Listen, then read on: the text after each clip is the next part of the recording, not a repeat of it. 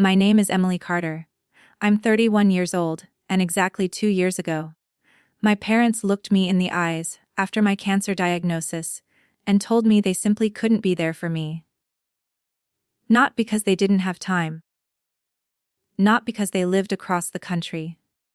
Not because they couldn't afford it. They were busy planning my younger sister's dream wedding. While poison dripped into my veins every Tuesday morning, my mother was choosing flower arrangements. While my hair fell onto my bathroom floor in handfuls, my father was negotiating with caterers. While I lay awake wondering if I would live long enough to see 30, my sister was crying because the bridesmaids hated the shade of blush pink she'd picked. For 6 months. 30. 2 chemotherapy sessions. Not one visit. Not one ride home. Not one home-cooked meal. Nothing. Then 2 years passed. One phone call changed everything. My sister needed a kidney, and suddenly, I was family again. Before I tell you what happened next, let me take you back to the day my entire life split into a before and an after. I used to believe that if you were dependable enough, people would eventually love you the way you loved them. It's a foolish belief, one that takes years to unlearn. At 29, my life was ordinary in the best possible way.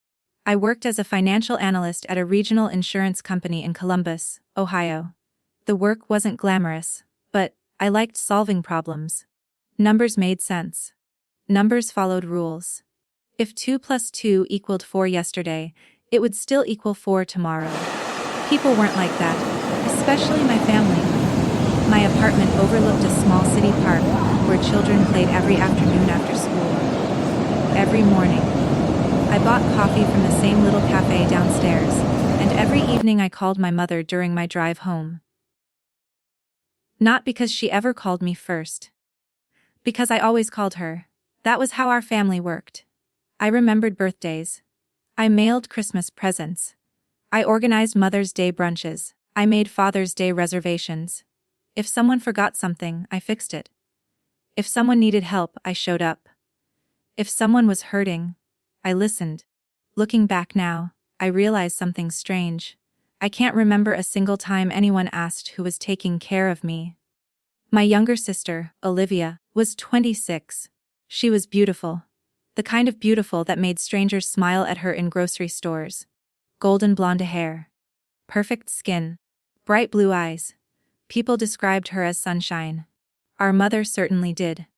My beautiful girl, she'd say every time Olivia walked into a room. Then she'd look at me and say, "Emily, can you help me carry these groceries?" It wasn't cruel. Not openly. Just normal. At least normal for us. Olivia dreamed, I handled reality. She quit jobs whenever she felt unfulfilled. I stayed at the same company for 7 years because health insurance mattered. She bought designer handbags. I paid off my student loans. She planned vacations. I saved for emergencies. Whenever relatives praised me for being responsible, my mother would laugh. Emily was born 40 years old.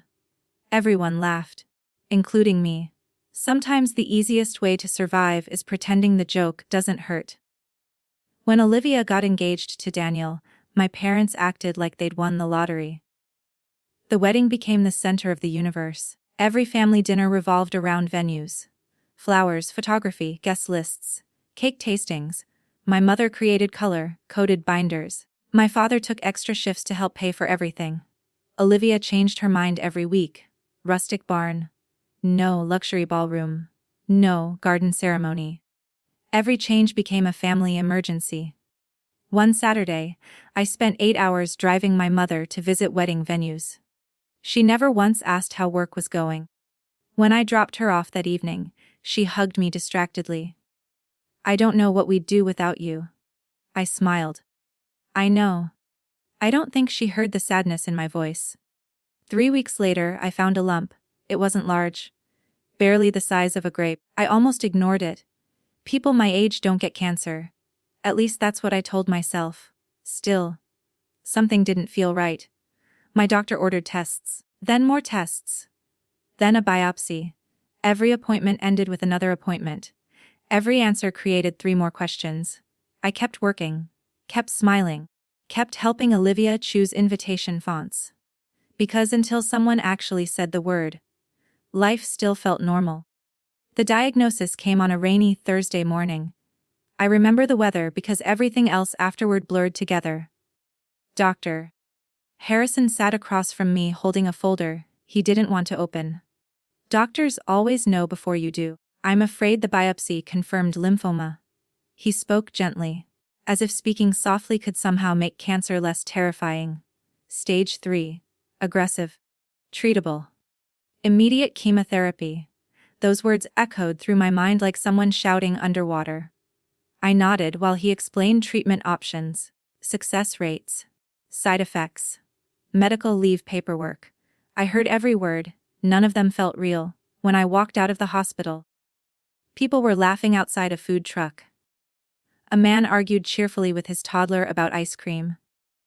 2 teenagers skateboarded across the parking lot. The world hadn't changed. Mine had. I sat inside my car for almost 40 minutes, hands gripping the steering wheel, unable to start the engine. There's a strange loneliness that comes with hearing the word cancer. It's as though everyone else continues living while time freezes around you. Eventually, I reached for my phone. The first person I called was my mother. She answered on the second ring. "Emily, make this quick. We're meeting the florist." I swallowed. "Mom, what is it?" "I just left the hospital." Silence. "I have cancer." Another silence.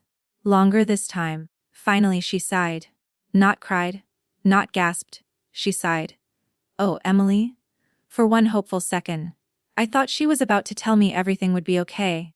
Instead she said, "This couldn't have happened at a worse time." I frowned. "What?" "The wedding is only 4 months away." I honestly thought I'd misheard her. "Mom, we've already paid deposits. Olivia is under so much stress. I have cancer." "I know, sweetheart." Her voice sounded patient, almost irritated. "But your sister only gets married once." I couldn't speak. She continued. "We'll figure something out after the wedding." After the wedding. As though cancer worked around family schedules. I don't remember ending the call.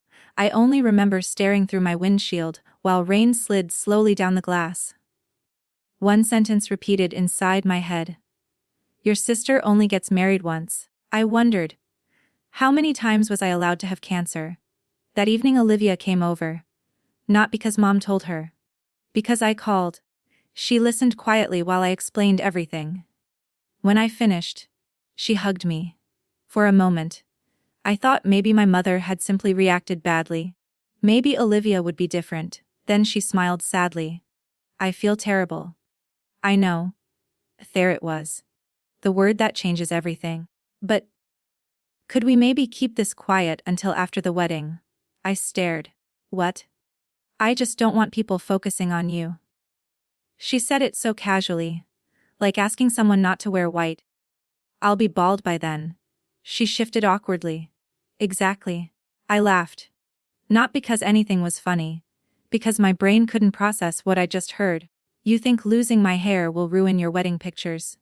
"No." "But." Another but. Always another but. "I've dreamed about this day my whole life. And I've dreamed about staying alive." Neither of us spoke. Finally she whispered, "I need this to be my moment." I stood up. Walked to the front door. Opened it. She understood. Without another word, she left. That was the last normal conversation we ever had. Chemotherapy started 12 days later. Everyone says chemo is hard. They're right. What nobody explains is how lonely it is. The treatment room was filled with conversations. Husbands holding hands.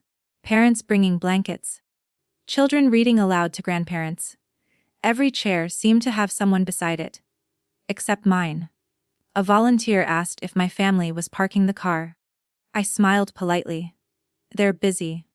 She nodded kindly. "I'll sit with you until treatment starts." A complete stranger stayed beside me for 20 minutes. Longer than either of my parents ever did. Sometimes family isn't defined by blood. Sometimes it's simply the person who refuses to let you sit alone. I didn't know it yet. But that lesson was only beginning. During my second treatment, My phone buzzed. A message from Mom. Can you transfer to Il 500? Olivia found the perfect photographer, and we're a little short. I stared at the screen. Read it again, then again. Not one question about treatment. Not one. How are you feeling? Just money. I looked at the IV in my arm. Then at my phone. For the first time in my life, I didn't answer. 30 seconds later, another text appeared. Emily. Then another. Please don't make this difficult. I slowly locked my phone. The chemotherapy machine continued beeping beside me. For some reason, that sound hurt less than those messages. By the third month, I had lost nearly all my hair, my eyebrows, my eyelashes. Food tasted like metal. Walking upstairs exhausted me. Some mornings I couldn't lift my head from the pillow. Yet every Sunday the family group chat exploded with wedding updates. Dress fittings, cake samples, engagement photos, dance rehearsals, hundreds of smiling pictures. No one asked why I never replied anymore. No one noticed. Or maybe they simply chose not to. One evening I finally left the group chat. Nobody mentioned it. Not one person. That silence told me everything I needed to know. Then came the invitation. A thick cream-colored envelope. Elegant gold lettering. Inside was Olivia's wedding invitation. There was a handwritten note from Mom. Please don't wear a head covering if you come. We don't want guests asking uncomfortable questions. I read that sentence until the words blurred. She didn't want people asking why I looked sick, because that might distract from the wedding. I folded the note carefully, placed it back inside the envelope. And for the first time since my diagnosis, I cried. Not because I had cancer, because I finally understood I had been grieving the wrong thing. I wasn't mourning my health anymore. I was mourning the family I thought I'd had. The wedding was 3 weeks away. My 4th chemotherapy cycle had just ended. I had never felt weaker. Then my phone rang. It was my father. For a brief moment, hope returned. Maybe he'd finally chosen me. Maybe he was coming over. Maybe, Emily. His voice was awkward. We need a favor. I closed my eyes. What kind of favor? Olivia's honeymoon payment is due. I almost laughed. We're short. Silence. You've always been good with money. More silence. Then he asked the question that changed something inside me forever. Can you loan us $5,000? I looked around my apartment. Medical bills covered my kitchen table. Prescription receipts. Insurance statements. Collection notices. I had spent the morning deciding which medication could wait until next payday. And my father wanted money for a honeymoon. I whispered. I can't. He sounded disappointed. I thought family helped each other. I ended the call without another word. For the first time in my life, I chose myself. I didn't know it then. But 2 years later, that single decision would be the reason my entire family came knocking on my door. The day after I refused to loan my parents money for Olivia's honeymoon, my phone stayed silent. No angry texts, no guilt trips, no lectures about family, just silence. For the first time in months I realized something. They didn't miss me. They only missed what I could provide. Money, time, convenience. Once I stopped giving those things, I became invisible. Oddly enough, it hurt. Then it healed. The wedding came on a bright Saturday afternoon. I wasn't there. Instead, I sat in the oncology ward, receiving another round of chemotherapy. A nurse named Sandra placed another warm blanket over my legs. You have visitors, she asked kindly. I smiled. No. She squeezed my shoulder. You do now? She checked on me every 15 minutes, even when she didn't need to. A stranger. Showing more care than my own family. That evening, curiosity got the better of me. I opened Facebook. Photos flooded my screen. Olivia in a sparkling white dress. Dad crying during the ceremony. Mom dancing. Guests laughing. Hundreds of comments. Perfect family. So much love. Beautiful memories. Then I noticed something. Family portrait. Grandparents, aunts, uncles, cousins, even second cousins. My place had been filled. Daniel's cousins stood where I always stood, like I had never existed. I closed the app. Deleted Facebook. Never downloaded it again. Chemo continued. Week after week, month after month. Some days I thought I was winning. Other days I wasn't sure I'd survive. Bills piled up. I sold my second car. Cancelled vacations I had been saving for. Emptied my emergency fund. Still, I never asked my parents for help again. Not once. 3 months later, something unexpected happened. During treatment, an elderly woman sat beside me. She looked elegant despite wearing a headscarf. "I'm Margaret, Emily," she smiled. "First cancer." I laughed. "I hope it's my last." She laughed louder. We talked for hours. She had survived breast cancer twice. Lost her husband 5 years earlier. No children. No close relatives, yet somehow, she radiated peace. From that day forward, we scheduled treatments together. She became my hospital family. When I was too weak to drive, she drove me. When I couldn't cook, she brought soup. When I cried, she simply sat beside me. She never tried to fix my pain. She just refused to let me face it alone. One rainy afternoon she looked at me carefully. "You keep waiting? For what?" "For your family to become the people you deserve." I looked away. She continued gently. "They aren't coming." Cut the truth hurt. Because it was true. "You know something," she said.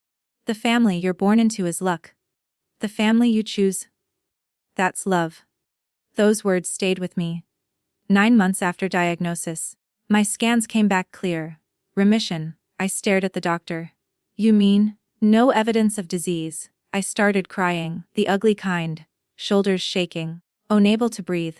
Dr. Padel smiled. "You did it?" "No," I corrected him silently. "We did it. Me, Margaret. The nurses, the strangers who cared. Not my family." I called my mother. Voicemail. I left a message. "I'm cancer-free." No response. 3 days later she finally texted. "Great news. Olivia and Daniel just bought their first house." Nothing else. Not even congratulations. I deleted the message. Life slowly became beautiful again. Hair returned. Curly this time. Health improved. Work promoted me to senior financial analyst. My salary nearly doubled. I bought a small townhouse. Started traveling. Adopted a rescue dog named Oliver. Margaret became my honorary grandmother. Every Thursday we had dinner together. Life wasn't perfect, but it was peaceful. I stopped chasing people who kept running away. Almost exactly 2 years after remission, my phone rang. "Mom." I almost ignored it. Something made me answer. She was crying. Real crying. "Emily." I had never heard fear in her voice before. "Your sister needs you." Those 4 words sounded strange. "What happened?" Long silence. Then, "Olivia's kidneys are failing." I blinked. "What?" "They found an autoimmune disease." Another pause. "She needs a transplant." I listened quietly. Mom inhaled sharply. "You're a match." Silence. I hadn't even known I'd been tested. Apparently, years ago, during routine family medical screening, our records had shown compatibility. My mother kept talking. Doctors. Waiting lists. Time. Hope. Then finally, "Me need your kidney need, not love, need." I asked one question. "How long has she known?" A mom hesitated. "About 3 months." 3 months? 3 months, and nobody had called. Not until they needed something only I could give. That evening Dad arrived at my townhouse. First visit ever. He looked older. Smaller. "One made mistakes." I nodded. "Yes, I know we weren't there." Another nod. "But she's your sister." There it was. The guilt. The obligation. The debt. I asked quietly. "When I had cancer?" "Where were you?" He looked down. No answer. "When I couldn't walk after chemo?" No answer. "When I lost my hair?" Silence. "When I cried every night wondering if I'd die?" Nothing. Finally he whispered, "I'm sorry." The words came 2 years too late. Over the next week, everyone called aunts, uncles, cousins, people who hadn't spoken to me in years. Each conversation sounded the same. Family, forgiveness, second chances. Funny. Nobody mentioned those words when I was sick. Margaret invited me over for tea. I told her everything. When I finished, she asked only one question. "What do you want?" Not, "What should you do?" "What do people expect?" Just, "What do you want?" I didn't answer immediately, because I genuinely didn't know. I wasn't angry anymore. I wasn't seeking revenge. I simply couldn't forget. After several days, I visited Olivia. She looked fragile. Nothing like the confident bride from 2 years earlier. She started crying the moment she saw me. I'm sorry. I stayed silent. I was selfish. Silence. I thought there would always be time. More silence. She looked at me. I understand if you hate me. I surprised both of us. I don't. Because I didn't. Hatred is exhausting. I had spent 2 years learning peace. I wasn't giving it away. Then she asked softly, "Will you save me?" I looked into her eyes. Really looked. For the first time, I didn't see my spoiled younger sister. I saw someone terrified. Someone facing mortality. Someone finally understanding what I had lived through. I took a deep breath. "I'll donate." She burst into tears. But she froze. "I have conditions. My kidney isn't payment. It isn't forgiveness. It isn't permission to pretend none of this happened." She nodded through tears. I continued. "When surgery is over, I go home. I don't become your caretaker. I don't become mom and dad's emotional support. I don't become family only when it's convenient." Another nod. "If we're going to have a relationship, we start over? From zero? With honesty. No pretending? No rewriting history. You admit what happened. In front of everyone." She whispered, "I will." The surgery succeeded. Recovery was difficult, but successful. Weeks later, our family gathered for Thanksgiving. The first one I'd attended in 3 years. Everyone expected awkward small talk. Instead, Olivia stood, holding her glass. "I owe someone my life." She looked directly at me. 2 years ago, my sister begged us to stand beside her during cancer. I chose my wedding. Our parents chose me. We abandoned her. The room became perfectly silent. She kept going. "She still saved my life." Tears rolled down my mother's face. Dad couldn't even look at me. Olivia walked over, hugged me carefully. "I don't deserve you." I hugged her back. "No, you don't." A tiny laugh escaped both of us. "But maybe we deserve a second beginning." Mom tried rebuilding our relationship. Slowly, she apologized. Really apologized. Not excuses. Not explanations. Ownership. Dad did the same. I appreciated it. But forgiveness isn't a switch. It's a process. Trust grows slower than flowers, especially after being burned. Today, 3 years later, things are different. Not perfect. Different. My parents call before they need something. Olivia checks on me every week. Sometimes we have dinner. Sometimes we don't. Margaret still comes every Thursday. She says she'll keep coming until one of us reaches 100. Oliver still sleeps across my feet every night. Life became smaller. Quieter. Healthier.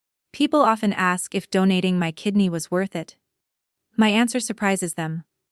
I didn't do it because my sister deserved it. She didn't. I did it because I deserved to live without bitterness. Revenge would have haunted me. Peace never has. The greatest victory wasn't saving Olivia. It was refusing to let the people who failed me decide what kind of person I would become. They abandoned me during the darkest chapter of my life, but they didn't get to write the ending. I did. And for the first time, it was an ending built not on obligation, but on choice. If you enjoyed this story, cheers, please like this video, subscribe to the Family Conspiracy, and hit the bell icon so you never miss our latest family betrayal and revenge stories. Leave a comment below and let us know where you're watching from. Thanks for watching The Family Conspiracy. We'll see you in the next story.